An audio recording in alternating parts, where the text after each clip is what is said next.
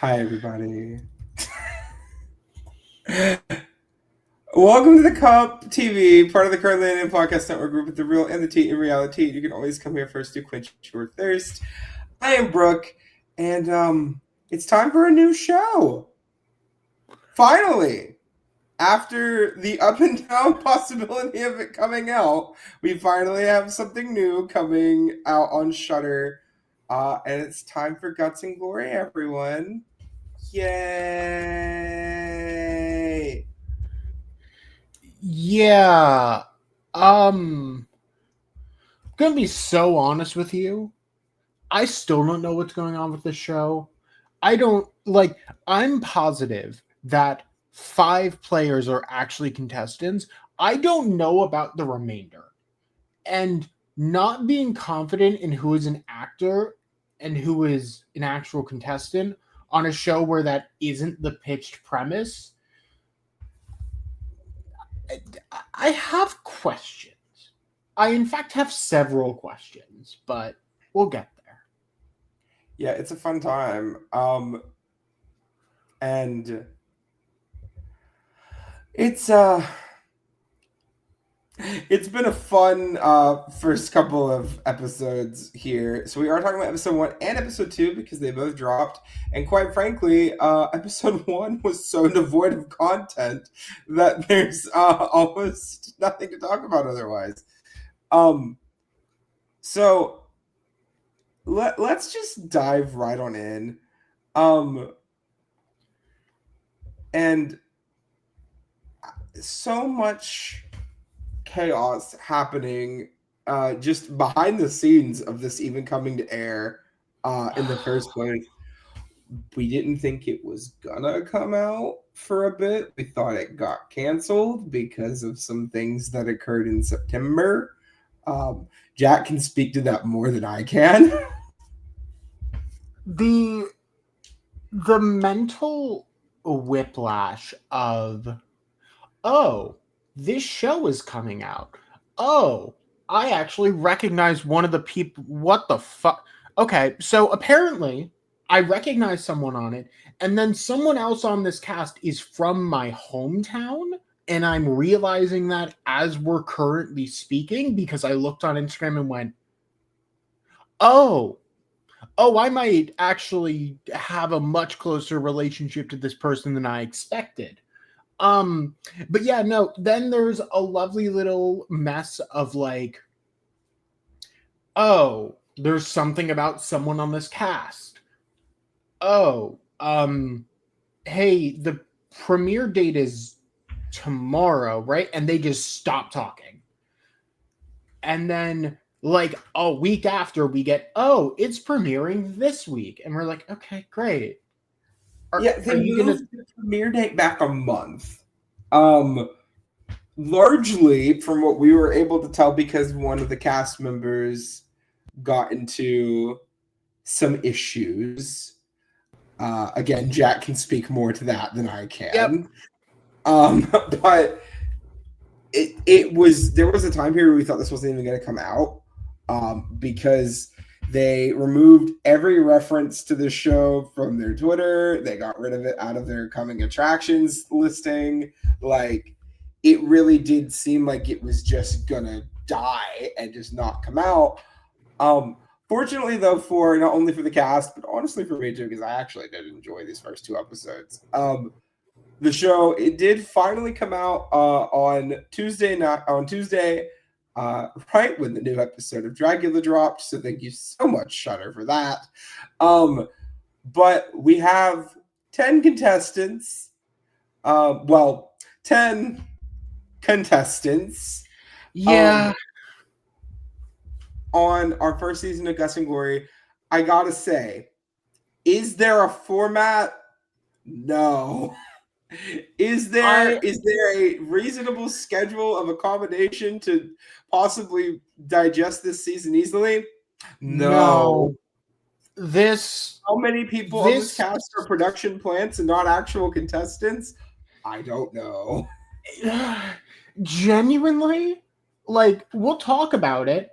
One person clearly was.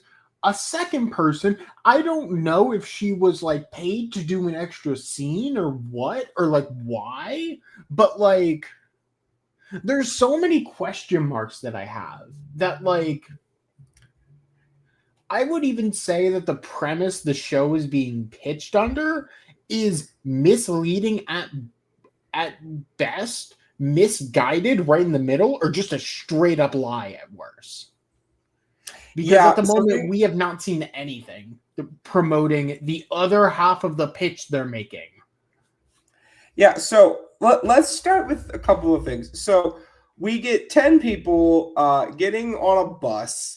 Importantly, as they get on the bus, they put their phones in this little bag that will become very relevant by the end of the episode. What a weird detail. Anyway. Yeah, what a weird detail to focus on during the player entrances to the game. Everyone giving up their phones. So we have Michaela, Colby, Lucian, Juan, Julia, Julianne, do not get them mixed up, Josh, Brady, Alexis, and Brian all get aboard the bus, which is then promptly all the windows on the bus are promptly covered up, and they are told they're being driven to their first location. Importantly, they think they're in Alabama. They are not.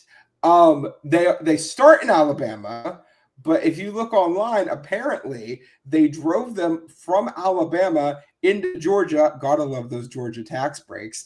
And this was all filmed on the backlots of The Walking Dead's studios, like the woods and the areas around there. And then in between driving locations, they would just take long meandering routes and end up back in Georgia. So the show claims it was filmed in Alabama. It was filmed in Georgia, importantly. Starting us off with like the show actively lying to us is actually correct tone to set. So, I mean, good on the show for at least being consistent. This was so, this is such a dumb thing to lie about, but I get why they would lie about it, because maybe the cast just doesn't know that they're in Georgia, and that's kind of like part of the selling point. But you can tell us that they're in Georgia. We don't care where they're at. It's just fun in camp. We don't give a damn, but I'm entertained by it nonetheless. So the first little bit is just kind of everybody's talking on the bus about how they're going to win, and they're the standard reality show. Nobody has a discernible personality at first. But then we end up in these swamp woods in Georgia with these rather nice tents with some cots and a lamp or two, and some blankets and a sleeping bag. Like, everybody's getting well taken care of in this camping environment. One could even argue it's a little bit of a glamp kind of a situation. And everybody's like, wow, we're in the woods in the middle of nowhere. I don't know what I signed up for. And I'm like, okay, that's a little much. You do know what you signed up for. Everything is very heavy-handed. Putting it lightly, every single person on the show is like, wow, this is crazy. This is wild. There's a body. Oh my God. It's like, I get why we're doing this, but like, it's almost to the level of like Dora the Explorer, where it's like, wow, can you believe this? Yeah, so let's talk about my biggest issue with the first episode. We spend over half of this episode doing essentially nothing. It's meet everyone for 5 seconds. Everyone gets on the bus. They have these like little camera sticks that rotate around so they can film themselves and film other people. But then they're also filming confessionals. But the thing is, some of these confessionals were clearly filmed over Zoom, and you could very clearly tell that they were filmed over Zoom. It's almost like they just forgot to do them. And they're like, okay, let's do this in post. The production value That's my big first issue, because some of the production elements in this first episode specifically chop. It's bad. The thing is, I obviously want to support the series, right? Like, it's a very clear, like, I want Shudder to do this kind of thing and to do it well. Doing it well is their issue. Yeah. A lot of things are very much like, oh yeah, no, they got the horror part down, like all the special effects makeup, great. All of that is great. You kind of forgot to do the show that you were doing around it. And there's pretty noticeable cracks from anyone who has watched reality TV, which is kind of the audience you're pitching this to, right? Like, realistically, if this was on the original track, this series starts September and ends right about when Dragula hits. Like, when Dragula starts. So it's meant to be a hook into that of like, hey, if you're going to watch Dragula, just take like an extra month early and just watch this instead. And then you watch Dragula and you watch this, and this has the production value of Dragula season 1, which I think you're being a little rude to Dragula season 1, to be honest, because maybe the filming equipment wasn't that great on Dragula season 1, but at least it felt like something. I have seen better production values on challenges from LRGs. I didn't want to say it. I'm going to. I'm sorry. And this is a compliment to one specific game. So go watch a show called Golden Gates on YouTube, because unfortunately, a show that is being produced for $0, for basically the price of get everyone to the location and film it, has better editing and everything than a show that had apparently like millions of, like something like $1 million spent on it. It's not great. So let's talk about this first challenge. So there's not really a host. Everyone kind of just has these notes that they read. It's very God, there's a word. It's very Big Brother over the top in that way, where Julie's not there. So we get told that they're being split into 2 teams for this first challenge. Girl, if they did not stack the deck immediately in these teams too. So in one team, we have all of the fit athletic people, the young, like, fit athletic people, and then the other team is all of the, I don't want to say old, but the older people, the less physically fit people. Like, tell us that you're trying to make team 1 win. Absolutely. But they have to scour the woods, or a section of the woods, for 5 cryptid statues. And these aren't very big, but they're also kind of obvious if you see one, like, you know what you're looking for. Then you take all 5 of them back to these podiums, put them on the podium matching the state that the cryptid originated from. And then the team that completes this task in the fastest amount of time forces the other team to have a disadvantage in the next challenge. I just want you to note the wording there. Yeah. Mm-hmm. So disadvantage on the next challenge. Just note that, because when we get to it, this is my biggest problem with these 2 episodes, period. Oh, I know. I'm right there with you. So I will say, as much as the production value on this was bad and choppy and like not great, I do like the concept. The problem being is, 1, they shot this in broad daylight. 2, there's nothing more boring than watching people meander around with nothing to do in a non-comedic fashion, because they're playing it up like it's serious and dramatic, but in reality, it's a scavenger hunt, and that's about it. I will note one of the cryptids was Mothman. West Virginia mentioned. Thank God. Yay, Mothman! Mothman! Yeah. It was very specific in which ones they mentioned. They were like, oh, the gray aliens from Nevada, the Jersey Devil, Mothman. Trying to remember the other one offhand because genuinely the other two were Was pretty it like the unremarkable. Oh, the like, grunk. The grunk, yeah. And then the swaddled child. baby. I Which, was not just to be clear, familiar with that one. Correct. That is a correct thing to not be familiar with. And it becomes obvious why they selected that one because they think they can get away with something with it later on. So this, unfortunately, this challenge means nothing and it's purely to set up a storyline. Oh, I mean, of course.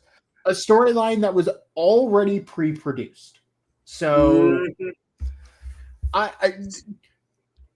again, they really did stack the deck here. Yeah. Team 1, you have literally all of the athletic people who are able to easily move through the woods, and the tall people even are also in this group. Some of these statues are like in trees and stuff, and it's just easier for these people to grab these statues. We see at one point Brian has to like untie this rope to lower a statue down in Team 2. In Team 1, Lucian just goes reach up, grab thing, pull it off, take it off, because he's tall and he can reach it, and no one on Team 2 can do that. I did kind of feel like maybe the idea was, well, Team 1 might have a physical advantage, but Team 2 knows where these cryptids are at because it's just more of their knowledge base. And I will say Team 1 did struggle this much on placing the cryptids, and Team 2 didn't really struggle at all. But we also have to consider the fact that one of them is a dead giveaway as to where it's from, because it's literally got the name of the cryptid in the name of the state. And then 2, if you know anything about Nevada besides Vegas, it's that the joke is that aliens live in Nevada. That's the whole joke. So at that point, you have 6 possible combinations of the other cryptids, even if you don't know where Mothman is from, which I feel like it's becoming more and more popular and more people are becoming familiar with Mothman as time goes on. Even if you don't know where Mothman's from, you have a 1 in 6 shot of just getting the other 3 right in the right spots, where it doesn't really balance out, and there's no penalty for guessing wrong. It's literally just move your statues around and figure out what you're doing wrong. So you could just put one of the statues in one spot, put the other 2 in the other spot. If it's wrong, switch the 2, and then you just guess and check with the 3 you have, and then you're eventually going to get it, which is what happened with team number 1. Yeah. I mean, obviously, I wish that this challenge felt like it had more weight, because it was very much like, oh, and we're done. Like, there just wasn't... It sucks because I want to support this, but it's just like kind of drab and boring. And I mean, giving people a challenge that requires knowledge of cryptids and then throwing in a cryptid that doesn't actually exist, that is an interesting thing for you to do. Now, granted, process of elimination exists, but that requires knowing every other cryptid. So, but again, 2 of these are dead damn giveaways, and Mothman has quickly, in the last like 10 years, has become a very popular cryptid, to the point where even if you've never heard of the grunk, you have a 50-50 shot if you know the other 3. It doesn't matter. And again, there's no penalty for guessing wrong. So it does come down. I'm a little irritated with how they have this challenge structured. Team 1 wins. They don't tell us the difference in times on completion here either, which I was like, okay. My honest thought is that it didn't matter. Mm-hmm. No matter what result was given, Team 1 was always going to win this challenge due to something we see later on. Mm-hmm.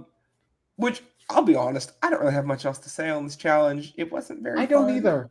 And it kind of made me worried as to where the season was going to go production value wise. Now, I will say episode 2 did kind of Episode 2 brought it back that. Yeah, episode 2 had a lot better production value. And I think maybe it was because they wanted to spend more money on the ending of episode 1 than they wanted to spend on the challenge for episode 1. This just kind of reminded me of that one time, those 2 times where they had those challenges that Jeff didn't host on Survivor, and they ended up playing like ladder golf. Like, genuinely, that was my exact thought of like, oh, the things of Survivor that they very quickly dropped because they realized it wasn't working. Let's do that. Just like, no, don't do that. Do anything else. Jeff Probst's ladder golf is one of my favorite little Survivor moments, and I would love to talk about One World at some point just to talk about that. Yeah, so we go to the campfire, and the lighting they have for the campfire, by the way, that was great. That was nice. And it seems like it's going to be this like nice little like kumbaya moment, and it is at first. There's a little bit of like fun conversation happening, but then the music gets a little spooky. And then it kind of starts pulling in on these closer shots. The backlighting is essentially just darkness. You can't see a damn thing, but the campfire is so well illuminated that you feel like something's going to happen. And that they're playing with the tension here really well. And then they kind of subvert your expectations a little bit. And I was kind of here for that. Jack, what do you think about this part? This was very nice. I mean, what better way to do a little bit of like cryptids and introductions than over campfire, telling a little bit of stories of like, hey, these are kind of cryptids from my area, all that. I wasn't mad at this. Yeah, again, though, the lighting that they were able to put here was great. They know how to do a set. Yeah, this is beautiful. So we then have a producer come into frame and go straight to Julian and say, hey, Julian, we've heard from some production people that you have a phone. And Julian's like, no, I don't have a phone. I gave you my phone. I don't have a phone. I'm like, Julian. So we're going claim to fame here is what I'm seeing. Okay. And then she starts freaking out and is like, okay, I have a phone, but can I explain why? And they're like, you're breaking the rules. That's like against the show's rules. And the other contestants are like, oh, okay. And Julian starts having essentially a panic attack, trying to explain what's going on and why she has a phone. And then she wanders off. And I think wander is the wrong word there. Scream cries running into the woods following blue lights. Yeah, like, let's talk so about dramatic. The blue lights, though, because if it were me, the moment I see her running down the path that's like illuminated with blue lights when nothing else is lit up, that's where I'm going to be like, okay, this was planned.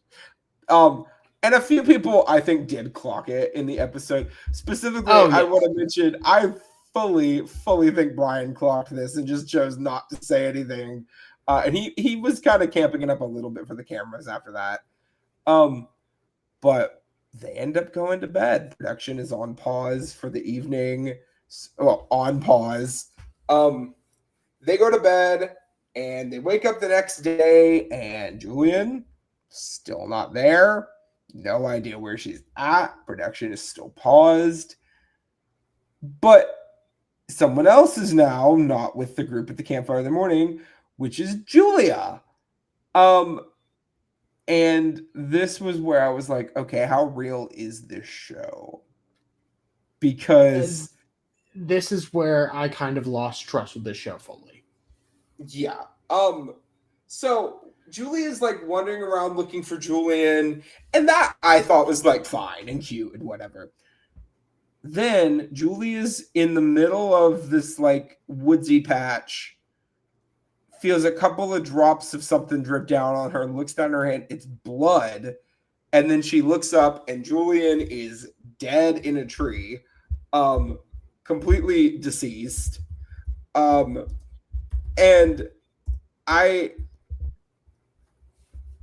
the way they filmed this,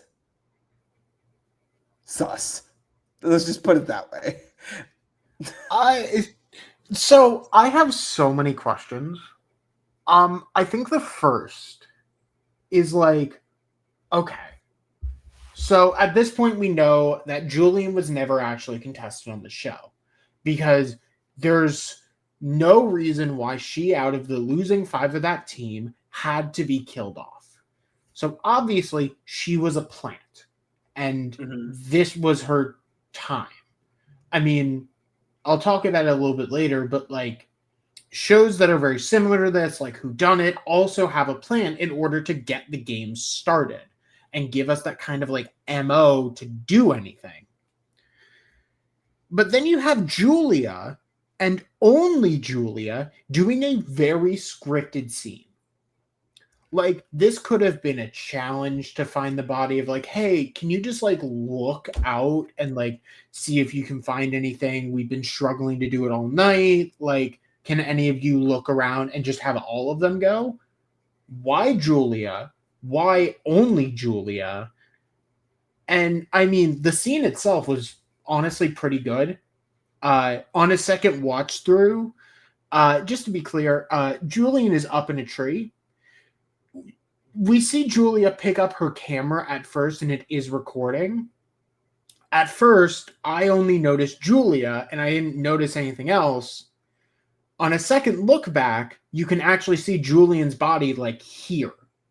And it's a really, really good like moment of like, oh, she's dead. But like,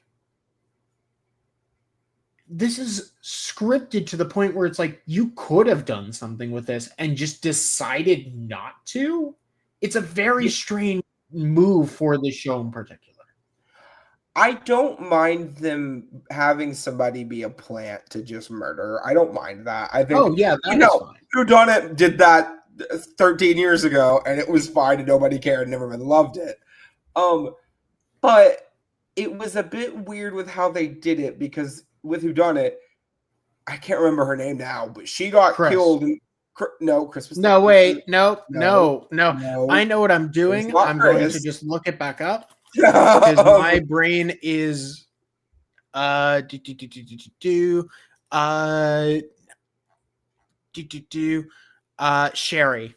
Yeah, Sherry. When they just kill Sherry in the first like 10 minutes of the series, and she's just like the first victim that they have to try to get the name for. They also make it clear later in her exit interview, she's like, I was hired on to be the first victim, and I knew I wasn't competing, but I'm excited to be a part of this either way. I wish there was a little bit of like a tongue-in-cheek thing with Julian at the end of like after the episode of being like, I'm so happy I got to fill this role. It was just such a fun time. Which we didn't get that. Maybe we'll get it later in some capacity because lots happening at the moment. But yeah, so Julian is dead. And they call an ambulance and it gets there remarkably fast. That's another way I was like, okay. And then they're just like, nope, we're getting out of here. We're going to our next location. And I think at this point, if I'm the competitors, I'm like, okay, so very clearly this was all like planned. And very clearly she is just a plant from production to get things moving. Especially considering in the challenge, she was one of the better performers on her team. So there was no reason for Julian to be the one to die. And the phone bit definitely felt planned and forced. But here we are. I mean, episode 1 ends, and essentially all that we really have from it is just tone setting. Mm-hmm. I think this is honestly one of the things that most confuses me is like, okay, we had an elimination, except this was planned the whole time. So this location is essentially scrapped in terms of actual need on the show. We could have just killed someone. And you have 6 episodes. Your first episode is purely to get everyone ready to go. Like, I am going to compare it to Whodunit here. Whodunit did this in 10 minutes. Like, we don't need a lot of time to set this all up because you build tension for like 20 minutes doing nothing and then build 10 minutes off of the actual tension and vibes of it. Well, I mean, and also the other important thing for me here too is that Whodunit got the format established like that. Of person dies, here are the places you can search, formulate your thing, here's your task, your riddle for an advantage and an extra information. Everybody gives their theory, scared, spared, somebody dies, process starts over. Like, that's the Whodunit formula, and it works. Here, not only do we spend a full 6 of the 6 episodes that the show has this season just building tension to a payoff that like is good, but it doesn't really tell me anything about how the show works. We also end up just kind of letting this like swampy woods section that was actually pretty cool just kind of fall flat. This premiere did not really work for me, but I will say the thing that I liked though is that the cast was still entertaining. I still enjoyed watching them. Specifically, I want to touch on Brian was making me laugh every time he spoke. I adore Brian. And then also Josh. I don't know what to make of Josh. Josh is a weird duck, but I like him a lot. Josh is very strange because he almost feels like the self-aware, almost stoner type in an actual horror movie where he's like, yeah, no, I know what I'm doing. I'm just going to let y'all do some stupid things really quick. But like, I know I'm not going to be able to run you. I'm just going to enjoy this. And I really don't mind that kind of personality on a show like this. Like, it isn't something we get to see too often. Mm-hmm. My favorite thing about Josh is during the first part of the challenge, he's like, I'm not going to find anything. Like, I know I'm not going to find anything. I'm going to do my best. And if I happen to find something, great, but I know I'm not going to. But then when we get to the cryptid placement, he's like, there, and I guess there. And he just nailed it like that. He is the horror super fan on this cast, period. Mm-hmm. Like, other people are like fans of horror. No, he's studied. Like, he is like if there's any sort of like horror trivia or anything on the show, he will nail it. He will win that challenge. There's no question. So it just can't be really physical. And on the other hand, I will note with Dewan specifically. Yeah, he almost overplays in a format that seemingly doesn't have that much to overplay.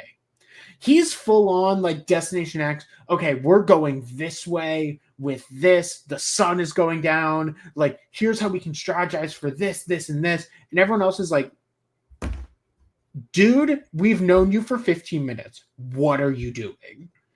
Yeah, we didn't mention it, but like in the bus ride over, he's talking about like which direction the sun is coming in so they could try to figure out where they're going and what's going on. I'm like, you're completely blocked off. You can maybe figure out to a degree where you're going, but you may not know the speed. You definitely don't know the state now. So it's kind of pointless at the end of the day. And a few people were like, this is weird. I don't like this. And also none of it matters. And none of it matters. So that was episode 1. Episode 2, on the other hand, I will say, keep this energy up. This was good energy. I like this more. This was more fun. Keep this energy up. We'll get to it. Yeah, we'll talk about it. So we start episode 2 out with the cast arriving at a hospital. Now again, it claims this hospital is in Alabama. From what I have seen, this entire series was filmed on the backlot in Walking Dead. So I am assuming this is an assumption that they are reusing sets and they are just not telling people about it. But this was, again, according to sources and production, this was all filmed on the backlots in Georgia. So we get to this hospital, and they're kind of just like chilling in a waiting room for a bit. They walk into a hospital and everyone just kind of looks at them and they go, oh, that's weird. Anyway, can you all just like sit in a waiting room? Well, they don't even confirm it's for Julian. They're just like, go sit in a waiting room. Go. Get back there. Go. I don't care. And at first I didn't think it was. I thought they were just kind of moving on and letting Julian die and like not having anything connected to anything else. I will say that the effect that they did on Julian in episode 1, we didn't mention it. Like that looks great. Like the special effects, blood and scratch and like whatever killed her, they're implying it's something like a little spooky, woodsy thing. Like that a lot. So then we get to the part of the episode I wasn't a huge fan of because it reminded me a lot of Saw editing, of all of the random jump cuts that don't really have anything to do with anything outside of getting a cheap scare off, and they kind of like meander through a haunted house type deal to the hospital morgue. But it's about a minute and a half of them going through this hospital with these like arrows made out of blood on the walls that are like pointing them in certain directions, and all this like bad strobe lighting, and that was kind of just the vibe we got here. The thing that I actually don't understand, I don't know if there was anyone to actually scare them and all of that was post-prod or what, because like, yeah, we see people beforehand, but the only things we see in the actual hospital of monsters are like cutaways where something has glowing eyes. That's the only thing we ever see. And I mean, granted, this could be intentional, and this could be something where it's like, oh, the thing that found Julian is now hunting down everyone else, but really confusing. I don't know what's going on. Yeah, again, this was the only part of this episode I wasn't like sold on in terms of like at least the aesthetic of it, because it did feel a little weird and it didn't really make sense. We didn't get to see the glowy eye person at all outside of these jump cuts, so it was kind of hard to like gauge exactly what was going on. But I will say I think the next part more than made up for it for me, because they get to the morgue. Immediately they say it smells terrible. And there is this massive corpse with its stomach ripped in two, and they have to dig through the guts to find a tag. Good. Yeah. Great. No. Lovely. No complaints there. And I love how some people were like totally fine with this, and a couple people were like, I'm just gonna do it, and I have to do it, and I don't like it, but I'll do it. And then a few other people were like total babies about the entire situation. Y'all, it's not an actual human, y'all. It's okay. They do talk about the smell of it, but based on what I've read, apparently moving the guts around like made more of this like really rotting, decaying smell come out. So I think that's why we're seeing people gag over that smell specifically. Plus, some of these people just don't have good stomachs. Well, let's talk about the person who impressed the fuck out of me in all of this, which was Michaela. Oh Yes. Lord. Michaela, nurse.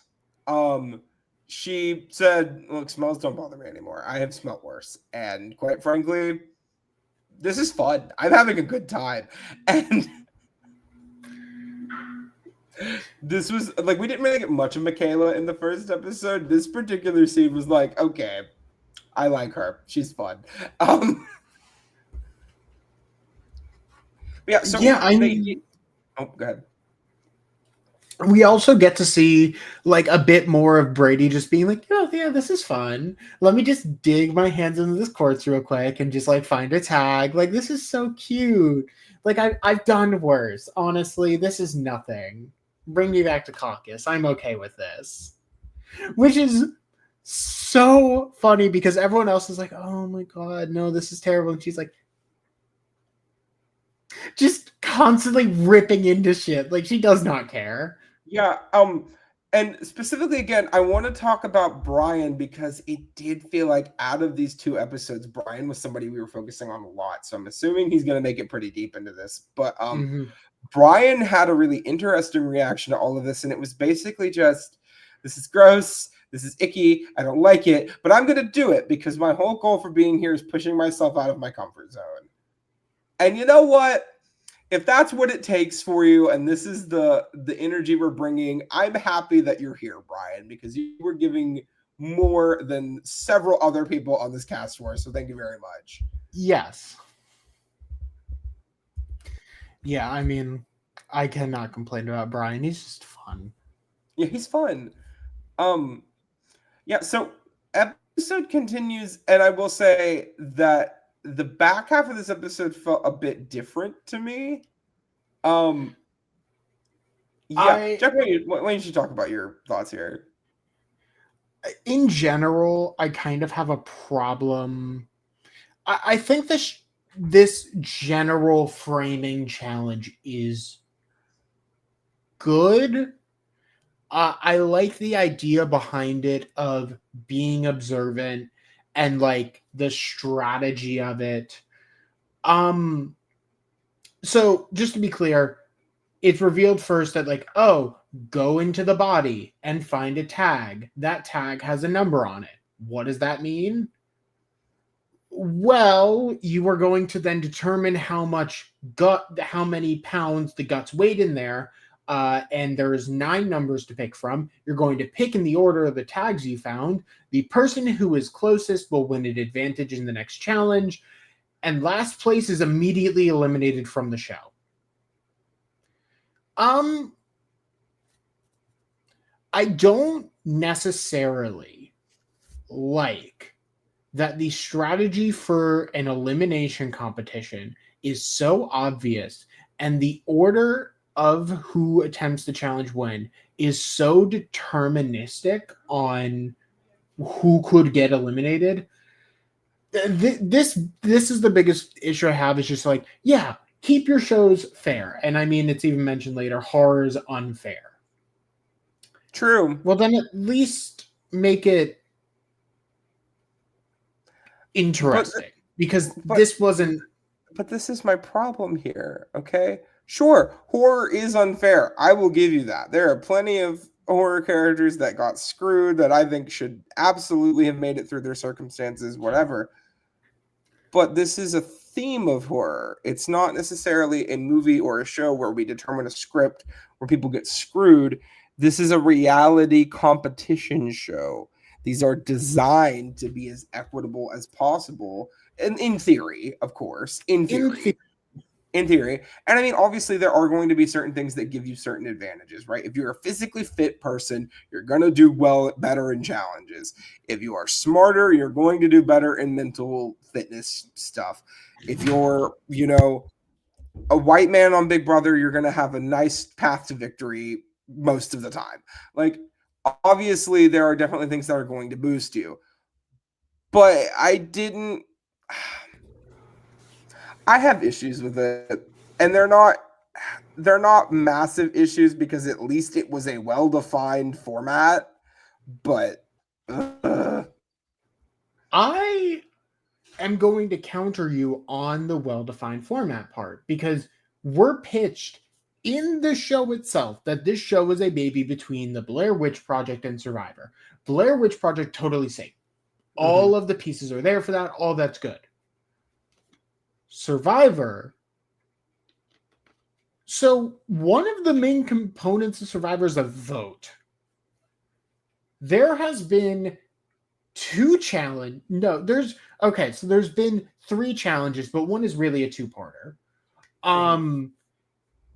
None of this has revolved around voting. None of it has had any sort of social strategy to it. This has been purely challenges at the moment. I would have compared this right now to Squid Game, the challenge. Like, I would not be comparing this to Survivor. And maybe we'll see that more strategic element come forward in future episodes. But, like, there's one thing that players could have strategized about this episode. Everything else, during these first 2 episodes, everything else was purely either a challenge that doesn't matter, which we'll get to, or blind luck. And the other part of that second part challenge is pure guessing. It's guessing with like an informed thing, but you can't. There's no stakes in terms of like being able to determine things yourself. It's all just like, well, pick one of these 9 tags, please. Thank you. Like, I wish this felt more than like Dragula like mini challenges, because that's what this has felt like so far.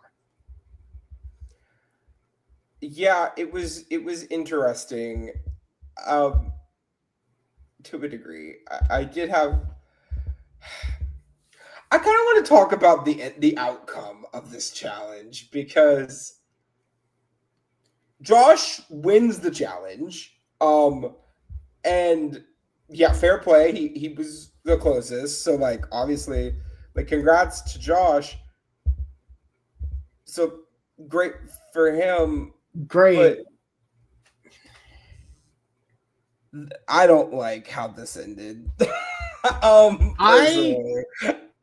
We get 2 different like kind of confusing decisions in a row where it's like, hey, so that first challenge, your penalty is to take the guts and put them on the scale, meaning that the losers of the first challenge quite literally lost nothing.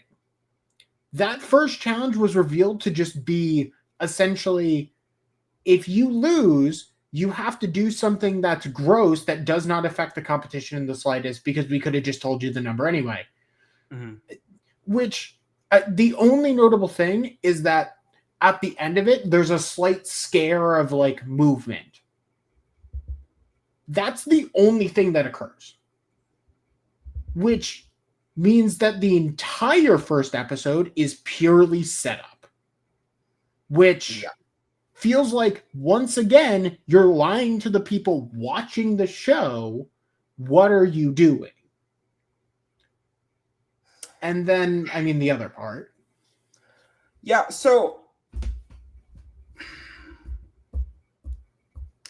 I have very few issues with a reality show playing fast and loose with how people go home and when people go home. I don't have a problem with that. However, let's make one thing abundantly clear. You don't do it in the first elimination apropos of nothing. Because as much as I like him, and he was really fun in these episodes, Brian did the worst in this challenge. And based off of what we have been told in the format, in this particular challenge, he should have gone home. But no, he's actually safe. He's actually safe. And the thing that also gets to me is that Brian was the last person to pick a tag for all of the weights. And basically, players very quickly realize, hey, as long as we don't choose the lightest or the heaviest tag, I can't go home.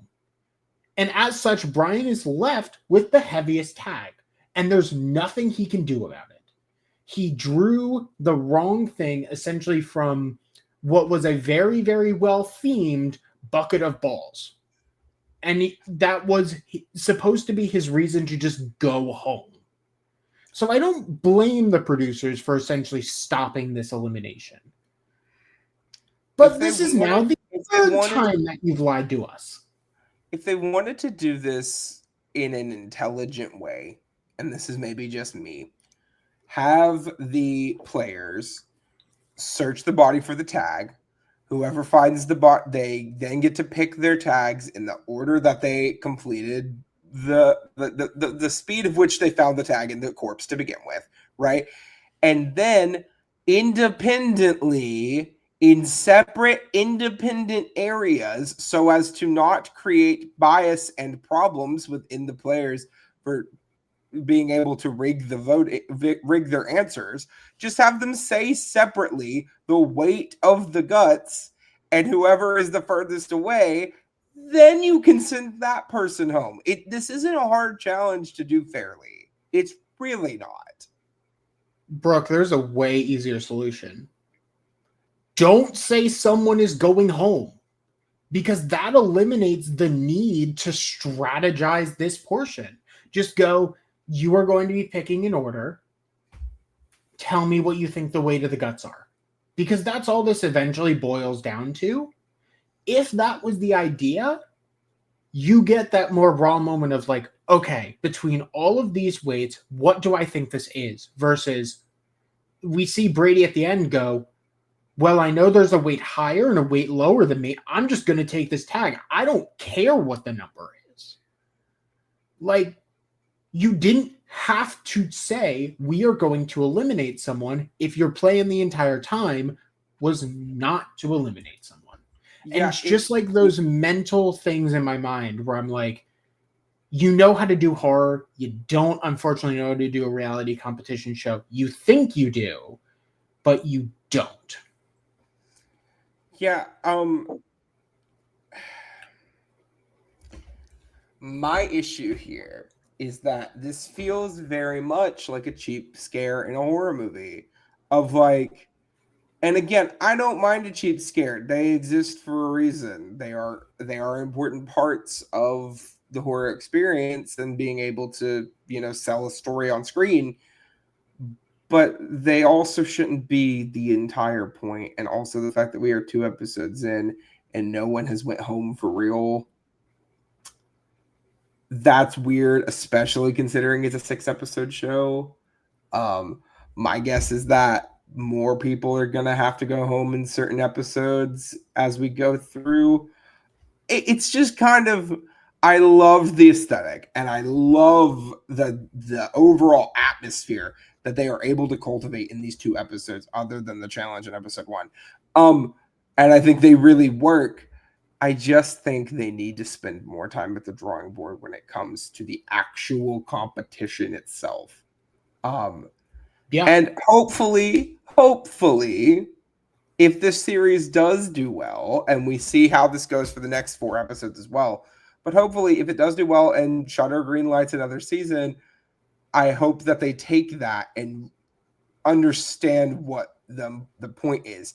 Because one of the problems with the competition reality show is people not understanding the competition. If everything is super complicated, people aren't going to be able to follow it.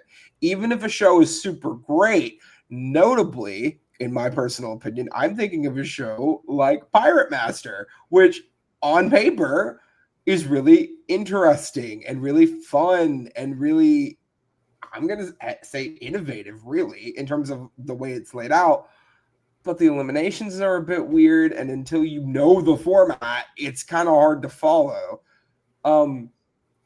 This is kind of giving me that energy of it's a fun show, but the competition itself needs to be formatted in an understandable, digestible way. So that way, when we're talking about it later, if somebody's like, oh, it's a reality show, how do people go home? I can give them an answer for that.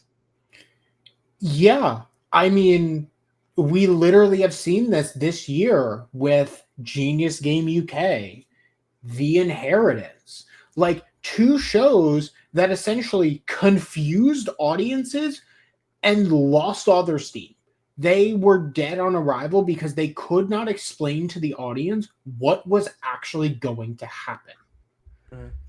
Well, I mean, and also put that on its head, take a show like Traders, which in theory could possibly be a little confusing at first with how there's 2 different ways for people to go home, and they happen once an episode each, but they explain it really well, and it's very easy to understand, especially if we played Mafia. But like, it's easy to get and understand very quickly in a way that it isn't necessarily as easy to get in other shows that are like it. Survivor is super simple too. We have to, like, the big heavy hitters of the reality shows, Big Brother, Survivor, they make sense, and they're easy to understand, and you can tell people how things are going to work at least before the show happens. That's what your job is in the first episode. Half of the ambience that you're setting up in the first episode, use that to establish the rules of the game so we can know what the game is that we're following. I would love to be able to talk more about gameplay in this show. Unfortunately, I can't. There hasn't been any. Yeah, and I'm kind of left feeling like this is a combination of Blair Witch and Fear Factor. Honestly, if they pitched it as Blair Witch and Fear Factor, or Blair Witch and The Challenge, that would be a more accurate description, and I'd be more positive about it. But unfortunately, I feel like I've been misled. And that's not a great thing to do when you're a third of the way through your runtime. Like, there is not much time left. Well, and that's the other important thing too we haven't really touched on. Both of these episodes were just over half an hour. And granted, I understand that if this was airing on TV, it would be hour-long episode total with commercials and stuff. So like a 40-minute episode is fine. Yeah. But 32, 33 minutes, I mean, it works, but when you only have 6 episodes, you're basically giving me a Hobbit movie worth of content for this competition reality show. Be careful with that. You have to use your time wisely, and especially in episode 1, they did not. Yeah. And episode 1, episode 2, I kind of wish they just kind of physically combine them together, because at the end of episode 2, we actually get something that I think is really cool, and I think is a series highlight right now. We see Julian die. We see her fully get possessed and thrown up into the tree, and then we see her in the morgue fully possessed.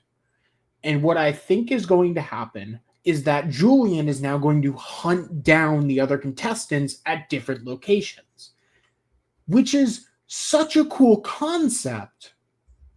But you have not pitched that. You haven't pitched that, and I want you to. Like, I'm hard on the series because I want it to be good.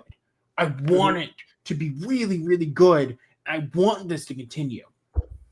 Right now, I see this getting cut real fast at the end of the runtime. Well, let's just talk about it. Okay, there have been other attempts to do a horror reality show before, okay? The only one that ever did anything was Scream Queens, and that was because it was a relatively simple format. It was acting for a spot in the Saw movie. That's all it was, and it worked. It was a different kind of reality show, though. When we're talking about like these horror-themed reality shows that are a little bit more social strategy-based and are like a performance-based show like Scream Queens was, we look at a show like 13, which was, from what I've been told, really cool, but it didn't really... It was. Yeah, and we have to think about a show like, I'm going to say Whodunit, which isn't directly horror, but it is in that murder mystery ilk that is really popular cult following now, where all the people that watched it loved it, but a lot of people didn't watch it. And then notably, I'm thinking Murder in Small Town X, which I fucking adore. I think that's an incredible show that so many people would love if they watched it. But again, one season. And like, we have seen this be attempted several times, and the only one that's really stuck around is Dragula, and that's because it's I don't want to say based on a format that works, but it's similar enough to Drag Race that if you're into Drag Race and you also like horror, Dragula is going to work for you. So I hope that they can work out the kinks, because I think Shudder needs something like this, because this is the kind of thing that could be super successful if they just figure out these few bugs and these few kinks and try to work it out as fast as possible. Yeah. And I mean, we are getting a different horror reality competition show later this year with Fear Factor, House of Fear, whatever it's being called now. Fear Factor Next Chapter. There's a whole nother list in this. I want to see this show succeed. And I think, I mean, Dragula had a decent format the first time, but we saw them kill it on season 2, and that's where they had their stride. I want to see this format refined, and I want to see it do well, because the horror that we've seen has been incredible. Yeah, I mean, and with Fear Factor Next Chapter coming out, I mean, I think is that January and December when that's premiering? I can't remember which one. I want to say January. The first teaser for it dropped really recently. Yeah, I remember that happening. I just hadn't really looked at it yet. I think it's January though, and I hope that does well too, because we need something like that as well. Fear Factor is such a big part of the game show aspect of reality shows. I hope that Shudder says this was a good test run. We're going to run it again and give them one more chance at this if this season does at least okay. Because if they only get one season and we get left with what could be a really cool concept that kind of falls flat, I'm not going to feel great about it. However, if the Julian stuff that happens at the end of this episode ends up setting up a really compelling back half or back 2/3 of this competition, I cannot wait to be wrong. I want these last 4 episodes to hit, and I want them to hit hard. So fingers crossed that it does. And hopefully Fear Factor is going to do well too. I'm hopeful for both of these shows, and I think they're both going to be successful, especially because Fear Factor is getting hosted by Johnny Knoxville, and everyone likes Johnny Knoxville. And I mean, there's where Brady is one LRG rep. Apparently, we have 2 in that house. So, and like where Brady is known, one of the reps in there is crazy known. Like, I haven't even looked at how has this person not been cast before? I'm looking at the cast real quick. Hold on. Lance. Oh, what? Yeah. So Lance is on that show. Did not know about that. That's crazy. By Brooke's reaction, you can tell how like strong Lance is of a person to be on this kind of show. So that's okay. I'm pulling up the rumored cast list right now because I'm not believing you until I say, "Yep, that's Lance." Okay. Wow. So, I mean, completely off topic here. The one thing I will immediately be like, "What are you doing?" Unfortunately, the 2 teasers that are out are very clearly AI videos. Which is annoying, but I'm just going to hope that they don't do that going forward. So either way, I mean, I want to see more horror-based reality TV competition. I want to see this one specifically improve. We will see if that happens. Fingers crossed, everybody, as we move forward. So let us know, what did you guys think about these first 2 episodes of Guts and Glory? Are you as hopeful, I think is the best word I can say for Jack and I. Hopeful is a good word. Hopeful is where we're at, that this could end up turning out really great. What do you think about these first 2 episodes, specifically the first one? I'm really curious as to where people are at with that. And let us know, Do you want us to cover Fear Factor the next chapter? Maybe Jack and I will get back together for that in January. I think January. Did we ever figure that out? January. Yeah. Whenever the it comes listed thing out. is January 2026, baby. Okay. Well, maybe Jack and I will get back together in January for Fear Factor if there is demand for it. But until then, thank you so much for joining us here today. Make sure to like, share, and subscribe on your way out. You can buy your merch, including but not limited to cup mug at laundrycreations.etsy.com. That link is in the description in the bio. Link is in the description down below and on the ticker down below as well. Follow us on all our social media. Oh, and in the QR, the QR, it's over there, over that corner. Mm-hmm. Follow us on all of our social media, including on Instagram, Blue Sky, and Twitter at The Cup Pod. And Jack and I's Instagrams are both down below as well. So yeah, thank you so much for joining us, and we'll see you all next time. Until then, stay spooky, happy October, and stop watching this video and go watch another one. Cheers.